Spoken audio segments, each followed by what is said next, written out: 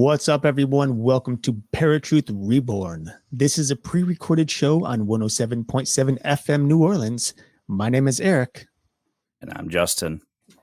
And if you had the opportunity to listen to our first debut episode last week about vampires, well, we're coming from a place of many years of working hard at trying to at podcasting and stuff. But if you tuned in and you're wondering who we are, what we're all about, well, we're going to share that right now today with you guys. If you haven't tuned into vampires, make sure you check it out after this episode. It's really informative, very science-based as well. A lot of fun. So as stated at the beginning here, my name is Eric. This is my cousin and co-host, Justin. We developed ParaTruth roughly 8 years ago or so. And it was a combination of a number of things over the course of 15 years, various shows that we both had. Actually been 10 years. Has it been 10 years? Oh, 2014. Wow. Time is weird. ParaTruth came about after a number of years in which Justin and I both shared a show back in 2008 to about 2011, 2012. And then we separated, went our own ways, did our own shows on different networks and stuff. And then in 2014 came back and decided to kind of combine our two separate shows into one, and it became ParaTruth.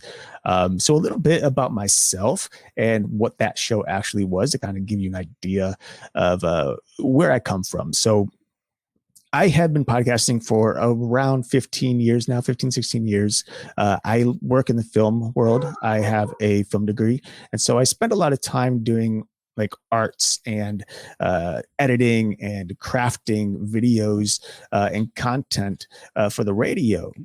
And back in 2012, I started a show that was really representative of my faith. So I'm a Christian. I was born again in 2009, and I created a show called Forgotten Truth. Now, Forgotten Truth was a show designed to break the veil between a Christian perspective of the paranormal and the practitioners of other religions, occults, and secular thinking. It was basically an experiment to see whether the religious, quote unquote, the occultist and the scientist can have a fair, productive conversation about the paranormal without tearing each other down. Because in my line of work, I'd seen over and over again how we would constantly butt heads as to what the truth was and who was right, who was wrong. And it was kind of frustrating. And I had great success on Forgotten Truth regarding just people from various walks of life coming together, having full respect of each other, while still talking about the things that we just absolutely love, and that is the paranormal. So with that said, around 2014, we came in, and part of, ParaTruth was Forgotten Truth. So that's where mine comes in and where I stand. And I'm Justin. I've been doing this as long as Eric and got into the paranormal at a very early age. Loved doing the different things that, comes with being in the paranormal, Ouija board, tarot cards. Then when Eric and I started our first show, we were talking about paranormal stuff, and I really wanted to do a show on it. So we did research and got that going. And then, Parasite Radio was the incarnation of my show before it became ParaTruth. And it was basically what I was doing well before. And, I come from a more secular view. I've followed the Christian faith as a kid, and as a grown up, my mind has grown a little bit. I feel that there is something way more than just organized religions are telling us. So I come from it from a more secular standpoint, and that's how ParaTruth was intended to be. After we revamped ParaTruth and became ParaTruth Reborn, that's where we wanted to keep it, because we've swayed both ways, both of us, in being in ParaTruth. And so we are sticking to our original guns and coming from two separate views, and eventually at least coming to an understanding of where each view comes from, and at least having a respect for that. Right. And so one of our tagline, actually our main tagline for ParaTruth, is that we define paranormal. And this is something that took many, many years to finally accumulate and become the definition to help us define what the paranormal is. So we dive headfirst into each topic, exploring legends, history, and firsthand accounts, which guide us on a journey to expose the myths and find the truth behind all paranormal events. Now, we've dedicated time and our energy into learning about the mysteries that are beyond the scope of scientific understanding.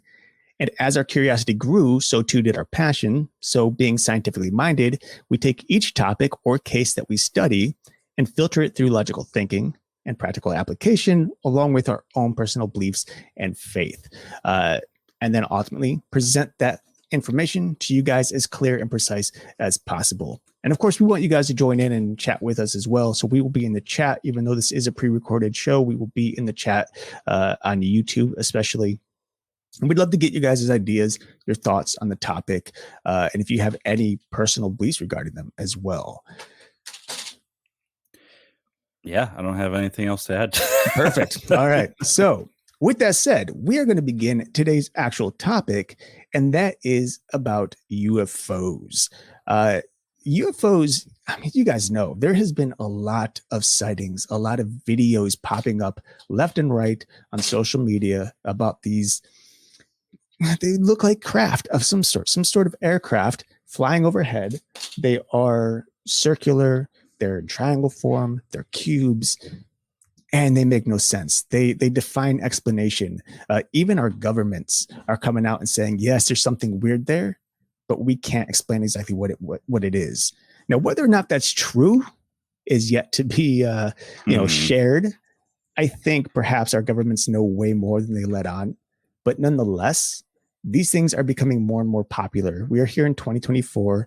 Since 2022, things have ramped up. And it's only a matter of time before these craft, whatever they are, either come lower and allow us to get good, clear video or photo evidence, or we get the opportunity to see whatever or whoever is flying those crafts.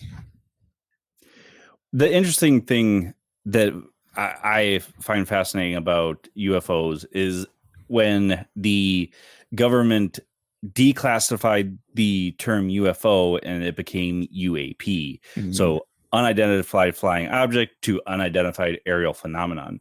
And it makes a lot of sense because it's not necessarily always a craft that's visible. If you think of the Phoenix lights, all that was visible was lights. There was nothing that could really be seen by the naked eye. And a lot of the encounters that we're seeing in videos are, as of recently, are showing that kind of phenomena where it's lights in the sky. You can't really see a craft. And it's either blinking lights, it's several lights in a row that you can obviously tell are not stars because they're much brighter than stars look to us. And so that was the one fascinating thing about all of this. Even though I understand the reasoning behind it, it's like, does it really matter what we call it? Probably not. But here's the thing that I find interesting, because a few years ago, we had been more than a few years ago at this point, we were talking about UFOs. We probably cover this topic of UFOs and extraterrestrial life several times a year because it is so popular and it is something that's constantly changing and adapting over the years. Mm-hmm. There's more and more things happening. There's more suspicion or more ideas of what these things are. And I think going with the aerial phenomena instead of unidentified object is an interesting choice, because object is this thought that it's a physical device that is in the air, something you could touch, that you can fly yourself even. Whereas a phenomena or phenomenon can be maybe something more spiritual or energy wise. Maybe it's something that is a portal of some sort that we're seeing. We've had a number of people join us on the show and tell us that what we're seeing on these UFOs are actually just portals to other dimensions. They appear like objects to us flying, but in reality, it's a space-time continuum that lets you move through space and time in some sort of wormhole. So the fact that they chose to use the word phenomenon is, I think, really intriguing.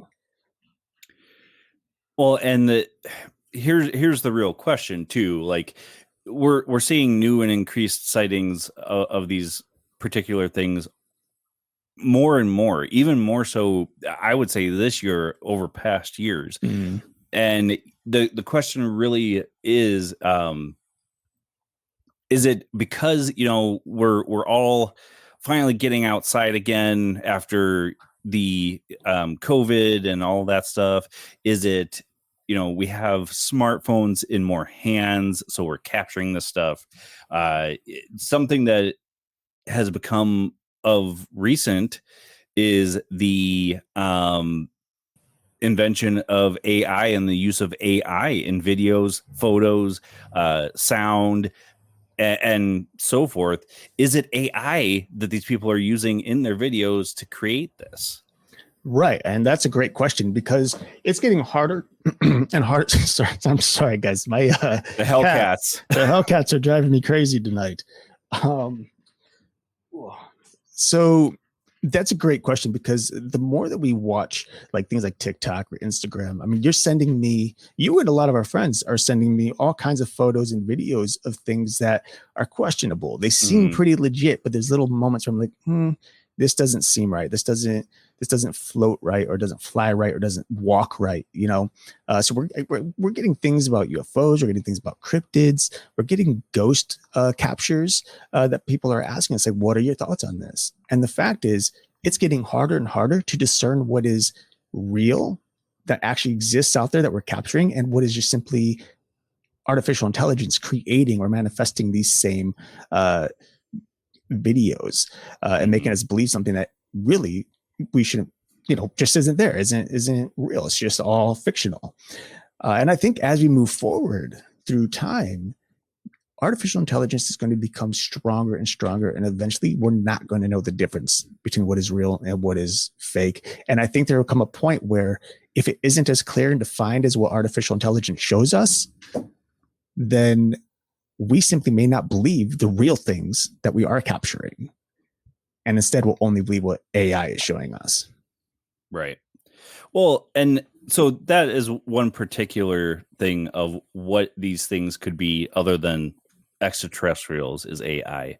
And the one particular video that I had sent you recently with Hellhound, whatever it was, I was almost convinced that, that it looked really real enough. And then you noticed the one thing that I didn't catch, right, which is why I always send it to you before I'm even like mentioning it to anybody, because there are going to be things that I don't catch that you do, and vice versa. You've sent stuff to me where I'm like, yeah, that's not a ghost. That's somebody just moving way too fast. Right. And stuff like that. But what in all of our research over the years, in your mind, what is and you've brought this up with the gateways or portals into other dimensions. But in your mind, what is maybe a logical explanation to what these things are? I mean, that's a good question, because you want to, especially being having a scientific mind. Those of us in the paranormal who study this kind of things, most of us, we come from a standpoint that is kind of skeptical, right? We want to be proven wrong. It's easy to prove ourselves right. You just simply see something and believe it, and it's done. But to try to prove yourself wrong, well, that's different. You look at an object and you think, all right, well, that's not a UFO. So what is it? And you go down the list and you check off everything. It's not AI. It's not a star. It's not some light phenomenon. And then the further you get along, the more you start to think like, okay, well, this is unexplainable. What else could it be other than possibly some sort of extraterrestrial life? So with that said, though, many of these videos that we're seeing, and with UFO content, it's usually videos rather than photos. So that's why I'm using the word video here specifically.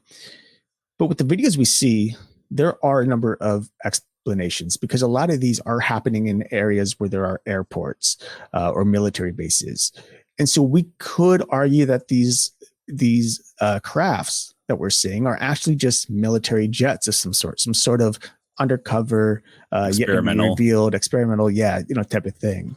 There are a lot of things that we see at night on videos. How many like lights we see over the mountains that just seem to float down in a weird way and then disappear behind the mountains. That could be flares being dropped, from an airplane flying further above the horizon, and that usually happens around military bases. It could also be parachuters who are jumping out in the dark. We've seen a few videos where there are lights coming down, they're descending, and they're twisting around each other, and they look like they have this intelligence to them. But in reality, people can do that too. You can actually, skydivers can manipulate their bodies to move and to float and look like they're flying, like literally flying rather than falling, and give this illusion. Not that they're purposely trying to give an illusion for individuals who are out there looking at the sky, but it just happens to be something that they're doing and other people misinterpreted it. So then beyond that, though, I mean, sure, there are light phenomenons happening. We've heard about ghost lights that tend to happen in swamp areas or near railroads. And that's been debunked in some cases to being headlights that are reflecting off of some surface miles away. But something similar could happen in the atmosphere as well. It's just a reflection of some sort of light elsewhere. And it appears to be some sort of, extraterrestrial vehicle that is flying around town, but maybe it's just some sort of gaslight or something like that. But again, when it comes to logical thinking, you have to really compare the options to the videos that we're actually seeing or what maybe you witnessed yourself and think, okay, could this be what's happening?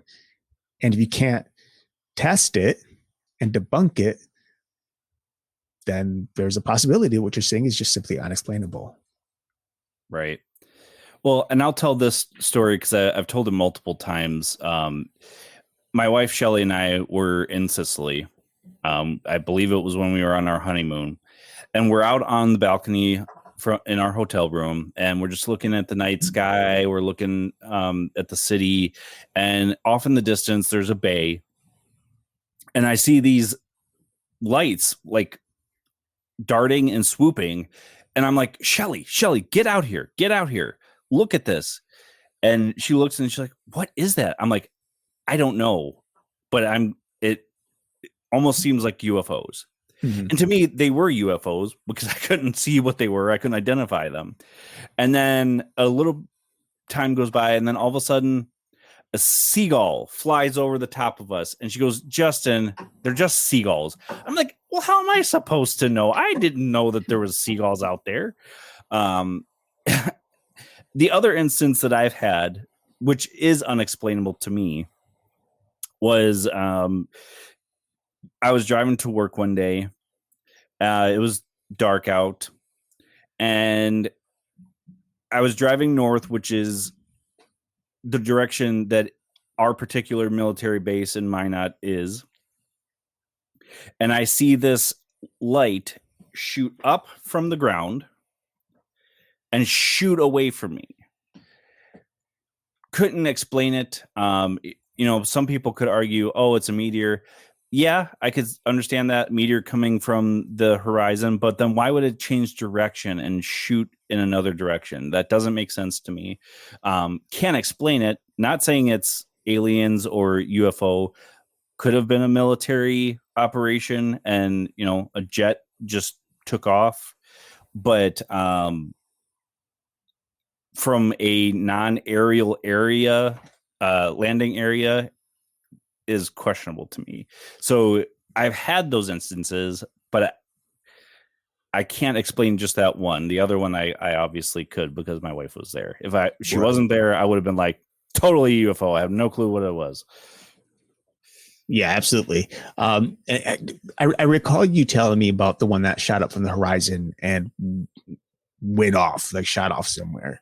Uh, but it's been a while. Do you recall like when it actually disappeared as it left? Was it just a blip and gone, or did you see it traveling away for quite a while? I saw a quick stream of light and then nothing Okay. as it left. Okay. And it wasn't super like windy that day or anything like that. Not that I recall. It's Okay. been a long, Long long time. time though. Yeah. I'm just like, it's like one of those things where, again, we want to try to debunk it. And like, I'm like, well, what could it have been? A flare that someone shot in the air, super windy, and it wind blew the flare away and it just looked like a flash and then just died out. Um, that's something that obviously you'd have to test in the right environment, but it's hard to get the right environment without, you're basically sitting around waiting for the wind to pick up. But I've had my own encounters as well that have been interesting. One just a few weeks ago that I told you about, which happened right over downtown Cleveland. And this one I think has been debunked. I think I debunked it, but I don't know because I didn't have I tried to get video of it, and unfortunately, by the time I got to underneath it, it was gone. But there's an airport, lakefront airport, downtown Cleveland, and right above it, there was this. I was probably about a good 10 miles away, and I saw it kind of hovering over the buildings. And normally, I would think, oh, it's just the helicopter, but it was huge, and then it got small, and then it got huge again, and it would kind of change shape like that. And sure, one could say, well, it was flying sideways and then it turned and its back or front was facing me and then it turned again and you could see the side. So big, small, big, small. But it was pure white. I didn't see any lights on it. There were no blinking lights. There was nothing that kind of signified it was an airplane or a helicopter. Even when I started getting closer, roughly 1.5 miles away, I could still not figure out what it was, even though I saw it hovering between the buildings. And again, once I got there, it disappeared. However, a few days ago, I was actually driving along kind of the same route, the same highway, and I was much closer to downtown. And I saw a biplane, or not biplane, but a jet take off from Lakefront Airport. And it was bright white, looked just like the object that I saw. But like an airplane does, it takes off and it either keeps going straight or it does a U-turn and goes whatever direction it needs to go. But typically it's flying higher and higher and higher. So even though there's a possibility it was just an airplane because they looked similar, I still have to question, why was it floating above the city? Why didn't it just fly off in whatever direction it was supposed to go? Why was it between the buildings at a time and not above it? And again, it's just one of those instances where I don't know, Yeah. And there is one other instance where we both witnessed it. And then I think you mentioned it and then Shelly mentioned it. And then last year it happened again where we were watching the fireworks in my backyard. We saw this thing, had no clue what it was because I hadn't seen any announcements about anything. I don't think anybody else had because they're like, what the hell is it? And we thought it was a UFO. Come to realize it was a drone. And that's something to start thinking about when you guys see these things in the sky as well, is drones have become much more popular and much more accessible to the public, where you could be seeing something. It doesn't necessarily have flashing lights on it, maybe a light. And then it's moving in a very weird particular way that you've never seen before.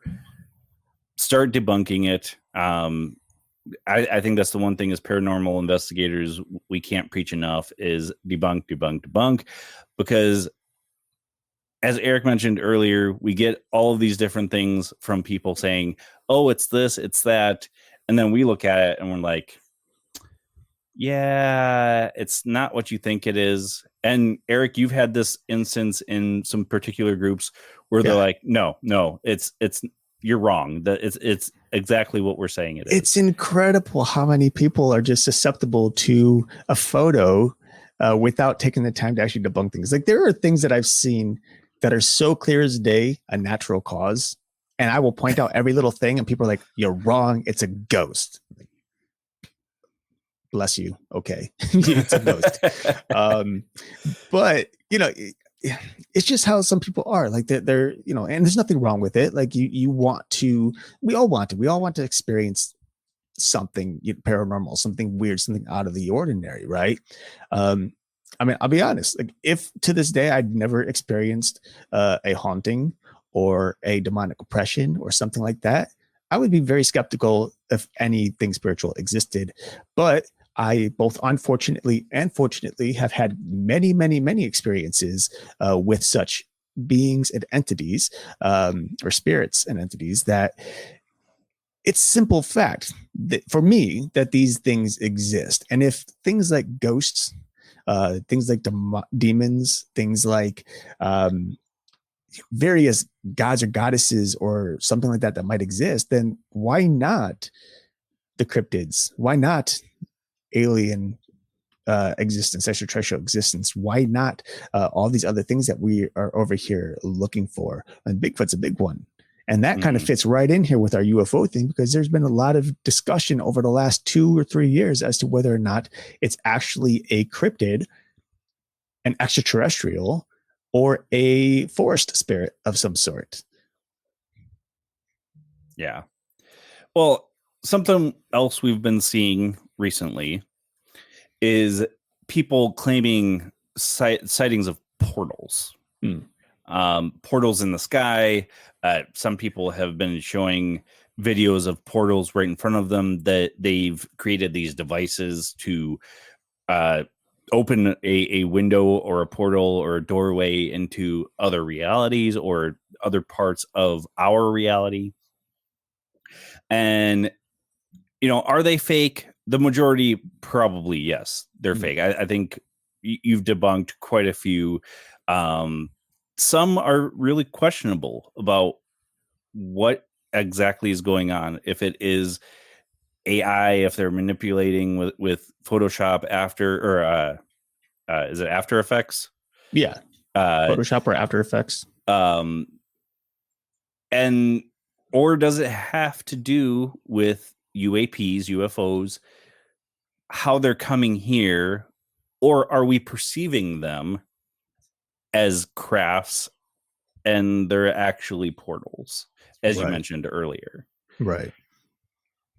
And that's something that just, you know, it's still hard to, we can't prove it. We can't test it unless we're actually there. We can't, it's even hard to believe it unless you see it in person, because some of the portals that we have been seeing around the world, there's a handful of people who claim to have seen it. I mean, if these portals are as huge as they look on social media, this should be worldwide news. This should be spreading like wildfire. And it isn't. When you actually look it up, there's so much skepticism regarding it, and so many different people trying to debunk it. And everything from, you know, your normal everyday paranormal investigator to meteorologists who are there saying, nope, that's not a portal. It's actually just this, you know, some sort of light phenomena from rains and storms during the time with sun, you know, shooting through the clouds, creating this kind of image that looks like a portal. And unfortunately, it's one of those things we don't know. Now, obviously, there's been a lot of big discussion regarding portals ever since the particle accelerator was first started. And there's been a lot of big things that seem to have shifted and changed since that happened. So whether or not, let's just say, for example, that they are real, that these portals do exist, we have at least some sort of, I guess, idea, or at least we can assume that they started because of this accelerator being turned on. That just kind of opened up a space-time continuum to allow us to see things that normally we wouldn't see. Now, you mentioned it being brought up that it's light being hit by rain and whatever. Let me tell you about a story about Roswell. Yeah. Now, granted, I'm not saying the government's behind this, and it would only be questionable if they said, like in the Roswell incident, that it's a craft, and then they're like, oh no, it's a weather balloon.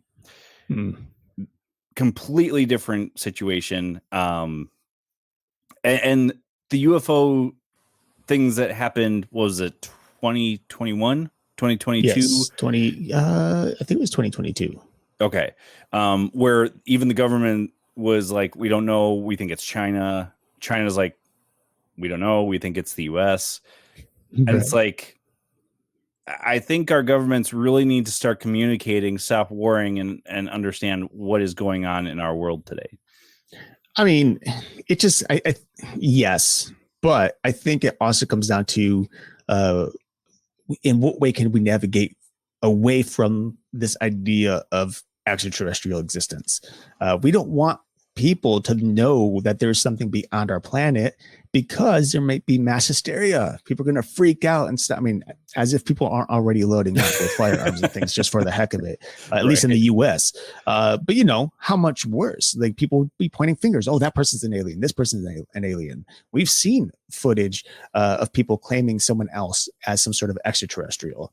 So it's very possible that that's their way of diffusing this idea or thought of extraterrestrial life by simply pointing fingers at someone else, another nation, another government, another individual. I mean, they even said that there were some students that were out there messing with their own little craft that they developed, this experimental craft.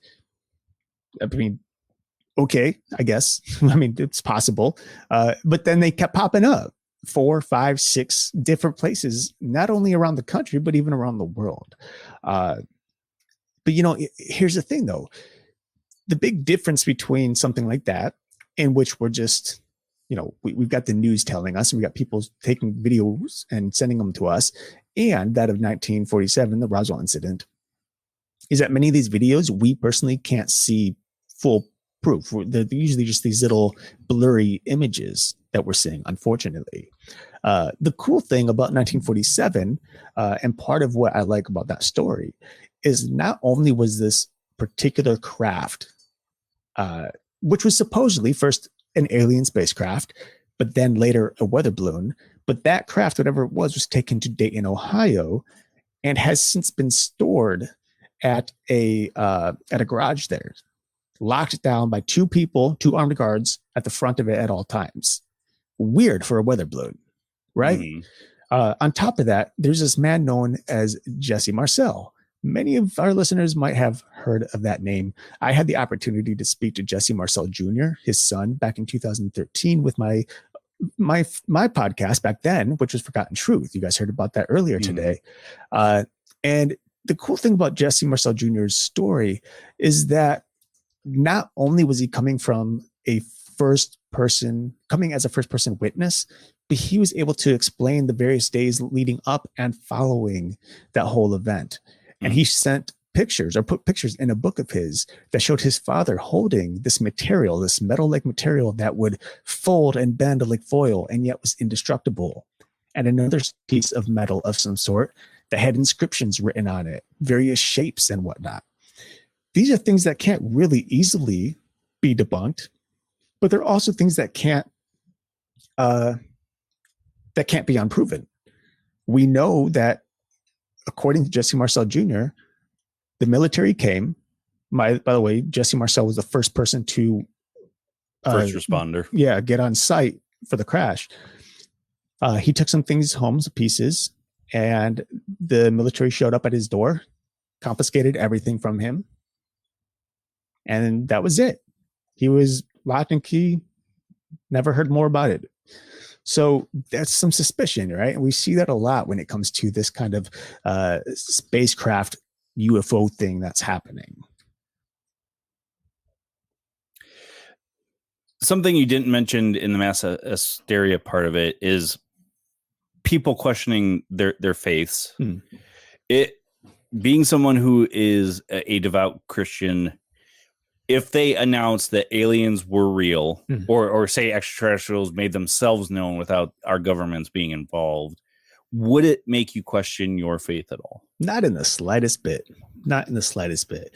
A lot of there are Christians out there who will say, "Oh, extraterrestrials don't exist because the Bible doesn't mention them," or they say, "Well, humanity is a unique species. Life is unique on Earth. Life doesn't exist outside of Earth because God created it that way." But just because God doesn't say something doesn't mean it doesn't exist. Again, going back to Jesse Marcel Jr., I'd asked him a similar question. He too was a Christian, and I asked him, like, how do you deal with the question whether or not God created extraterrestrials or life beyond our planet that is a thinking, breathing entity like ourselves? Mm. And he said,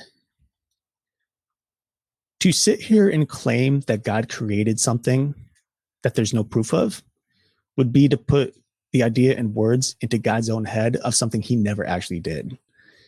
But to say he didn't create life beyond our planet is to restrict God of his creative ability and power, because he is creator of the universe. So you're kind of like in this, you're in this little kind of spot in the middle where you can't say one way or the other whether or not these things exist. But I will tell you that if they do, it doesn't change the truth that I know. It just means that there was something else out there that he made it maybe earlier before us, maybe at the same time, maybe, and this is one of the big things that I've talked about or shared, was that some Nephilim, at some time, many of you probably know of the Nephilim of the Bible, of Genesis. And maybe at some point, knowing that these Nephilim were gods to men, they were heroes, renowned, that they had the ability to create things that humanity couldn't, because these were basically angel human hybrids. They had abilities, they were giants. Then there's a possibility that either before or during the flood, there was some knowledge to them. They had some knowledge of it, and they were able to create some sort of craft to escape the planet before the flood destroyed everything and everyone. And they have since been living their life outside of Earth's atmosphere, somewhere in space. And what we're actually seeing come back are these Nephilim beings. Now, again, is that a stretch? Probably, but it's another example of the ideas that are out there within this world. There are people who strongly believe that extraterrestrial beings, alien entities, are actually demonic entities. And there has been significant evidence to prove that too. Back in 2000, and I think it was 2012, I think 2012, you had the opportunity to speak to David Rufino, who is the author of Unholy Communion. I think it's Unholy Communion. It was 2014. Was it 2014? Okay. ParaTruth, yep. Now, remember, I was in LA at the time. I couldn't join you, but I listened to this episode. But so you talked to David Rufino, author of the book Unholy Communion, and he had a number of evidence stacked up on various cases he'd worked as a pastor, in which he would talk and work with people who were being abducted by aliens or oppressed by aliens. And he found over and over again that when he was able to speak to these people about Jesus and cast out these aliens, provide these people with the power of Christ and the Holy Spirit, these extraterrestrial beings would disappear. These people would no longer become abducted on a regular basis. They would no longer be oppressed. They would no longer see things in the sky. And so that evidence shows us maybe extraterrestrials are just a mask for demonic entities. And the fact that the proof is out there, that he was able to show, like, oh, here's this alien entity, and cast it out in the name of Jesus, and it would leave. I mean, understandable. Most of creation is subject to the name of Jesus. Now, humans are one of those who get the opportunity to say no and not accept that reality, because we were given free will. But the fact that these entities, whatever they were, left, that's interesting. And that's not to say, again, because I want to cover all bases, that all entities, all extraterrestrials are in fact demonic. But it's possible. Because I was going to bring that up. But it's possible that these particular entities were just masquerading as extraterrestrials, and therefore doing their work, keeping people away from God.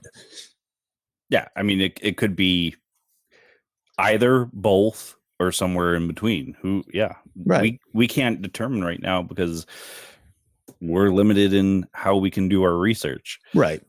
But I will tell you though, like all you have to do is look into some ancient history, and you will see all kinds of writings, all kinds of drawings which depict some sort of spaceman or some sort of craft looking thing in the air. I mean, even in the Holy Scriptures, in the Holy Bible, the book of Ezekiel describes God descending from heaven, and the way he describes it sounds like a spaceship. Now, again, I'm not going to say that he was descending in a spaceship, but at the time, Ezekiel didn't have the proper words to explain what he was truly seeing. So he explained them the best he could in a human way. And I kind of want to go through that because it's kind of pretty cool. So Ezekiel 1:4-28 says he talked about living beings, 4-winged human-like beings with 4 faces, straight legs, and brass feet. Okay, brass feet is interesting.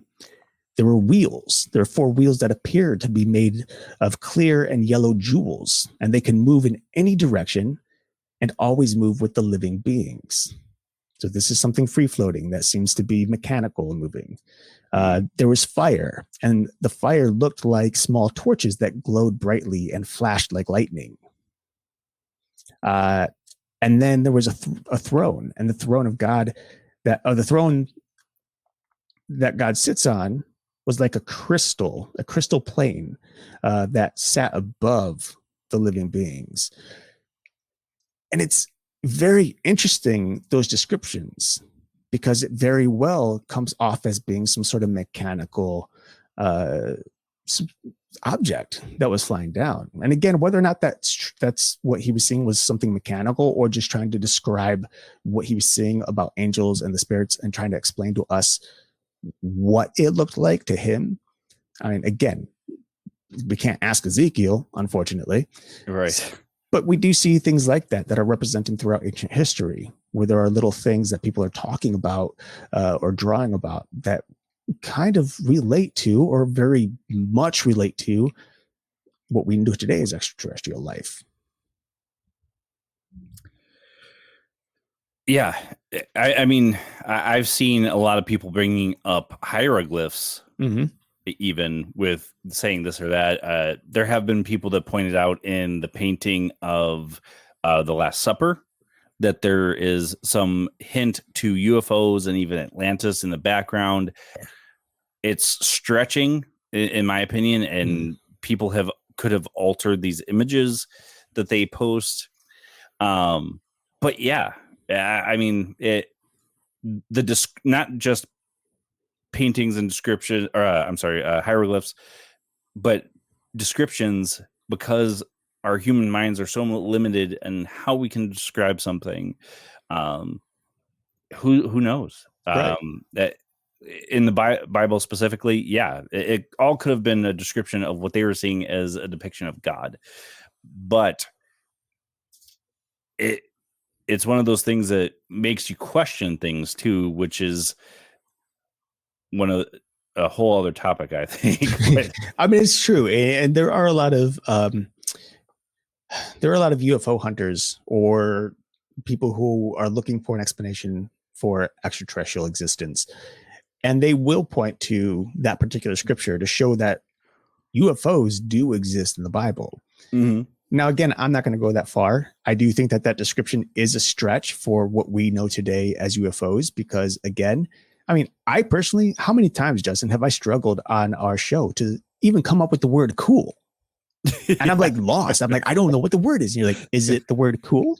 Yeah, that's the word, man, that I've been trying to figure out the last 30 minutes. So imagine me trying to explain something like that. It's going to be wild. But, nonetheless, there are obviously a lot of people who will go the distance to try to prove the existence of something, even if they have to tweak or manipulate a little piece here or there in order to get that vision to come to life for others. Absolutely. So the last part of this, to wrap it all into one big bow, is anything that we've talked about today good enough evidence to say that it is aliens, or that even that aliens exist? Come on now. I can't. No, I can't say that. Like until we have hard evidence, like I mean hard evidence, as in like a craft lands and alien beings walk out of it. I mean, we've heard about the Greys and reptilians, and we had someone on our show actually, which maybe we'll re-release at some point here, who talked about visiting the Galactic Federation, right? And she had being in communication with them. Yeah. Yes, constantly. And that she even went so far as to fly on this particular spacecraft with one of her closest extraterrestrial friends. And he would let her fly around and stuff like that. Like it's a really, really interesting episode. And hearing everything she had to say kind of has you wondering. But with that said, like to sit here today and say, yes, it's 100% for real that they exist. I don't know. It's, I can't make that decision without a little more proof. But I will say that I will argue that something does exist out there, because I don't believe it, mind you, scientists tell us that the universe is continuously expanding, and it's been expanding for billions of years, but they don't know where the universe ends, and they technically don't know where it begins. And so as far as we know, the universe as we know it is infinite. And if you're telling me that we are the only life in the entirety of the infinite universe, I'm hard pressed to say I don't believe it. There's something else out there. We know that I know, not everyone else necessarily, but I believe angels exist. I've witnessed them. I believe God exists. I've witnessed him. They live in the heavens, whether that's the space as we know it, as the stars are considered a spot in heavens, but there's also belief that there's heaven beyond, or I'm sorry, space beyond outer space, and that is the throne room or the heavens of the angelic beings. And could all these things that we're witnessing just be spiritual entities that are in physical form or taking some sort of form and showing themselves to us? Maybe. Could it be portals? Maybe. Could it just be military craft? Maybe. We just keep on going and going and going, and we won't know until I think they actually show us themselves. Because I don't believe the government's going to be the one to show us. Well, and I've brought this up to you multiple times on ParaTruth, even that if people released video, even news organizations released video of Jesus coming from heaven back to earth, and they're reporting on this, they're saying it's real, plenty of people would be like, no, that's CGI. You can see right there that he's not floating, right? It's all background and whatever. In your opinion, outside of a news organization airing it on TV, let's just say, what would it take for people to believe that it's real? Would it be our governments saying, you know what, we have been lying to you this entire time, aliens are real, we've been in communication with them, we're really sorry, they're wanting us to start announcing it? What would it take for people to actually believe it? Because what we've talked about through this entire thing is how people can manipulate things, and right, it would be a lot for people to believe it. You're right. And it's hard to say. I think for many people, it's going to be seeing it with their own eyes in person, not on TV. So, for example, if the president, whether the United States or any country or, whatever, anywhere, is on a stage and says, this is such and such, an extraterrestrial from outer space, and that being or person walks up to us or walks up to him, we might be like, okay, this is a live event. This is really happening. Of course, many of us will question whether or not it's a suit, whether or not someone's just dressed up and it's all being faked. But, I think for many people, it's just going to be, it's going to have to be something drastic. Like, I mean like alien invasion type of drastic. Them appearing to pretty much everybody and being a part of our culture. or coming to destroy our cultures Well, and the world right. itself. Yes, either one. Independence Day type stuff. Yeah, either one. But you know what? Then again, it's just hard. You know, it's like you had mentioned how people, you know, if Jesus were to come down today, people would not believe it, even if it was real. And unfortunately, that's just how it is. That's how it's meant to be. In fact, Scripture is very clear on it that there's going to be a kind of a blinder on people when even God comes back, and they will be in that situation where they see but don't believe. And I think it'll be the same way with extraterrestrials. We can see them, literally hear them, maybe even touch them, and still refuse to believe. All right. So we're coming to the end of this. Any final thoughts before we close it up? Yeah, make sure you wear your tinfoil hats because things are getting crazy. I encourage everybody to make sure you're doing a lot of research. As we mentioned, debunk. I cannot encourage that enough. Regardless if you're doing paranormal investigations, you're looking into the sky, you're doing cryptid hunting, please make sure you are debunking what you're hearing, what you're seeing. Get actually really good video of what you're seeing, because there have been so many times, and we've mentioned this on our show, I can't even count how many times, that all of these clips are blurry. Nobody else is reacting to them. Make sure you have somebody with you. And people will try and explain away the blurriness, why somebody's not reacting the way that they should, right, all of the stuff. But I encourage you to please do research, debunk, make sure you're talking things through with people, not just arguing, because we've come across that too. And in the end, it is your guys' decision on what you believe, but take our word to heart, do research yourself, and in the end, come to a better conclusion than that it's absolutely real. Because in the paranormal community, you have to have a certain level of skepticism in anything that you're seeing. At least in our opinion. Well, I think in a lot of the people in the paranormal absolutely. I will say that we've worked with a couple of individuals who would fake evidence. I didn't want to bring that up, but yes, I mean, it always comes up. I agree.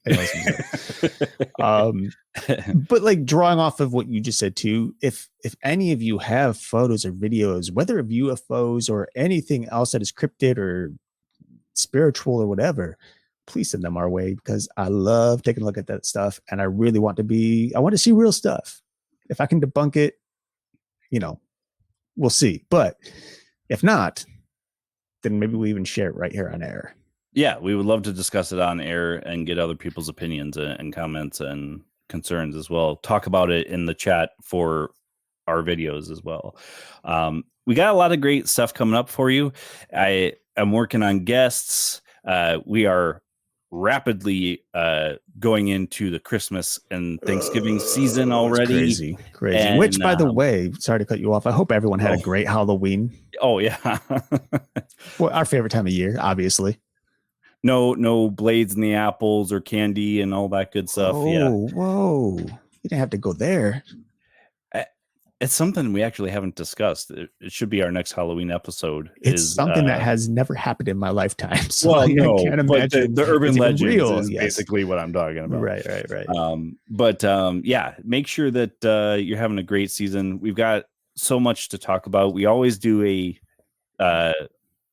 Christmas and New Year's episode. And I had the opportunity to talk to Michelle, and they do a New Year's episode as well. So make sure you're tuning in every week to ParaTruth Radio, to United Paranormal Radio Network and 107.7 FM New Orleans, where we will be pre-recorded streaming every Sunday at 5 p.m. Eastern Time. Until then, my name is Justin. And I'm Eric. Peace.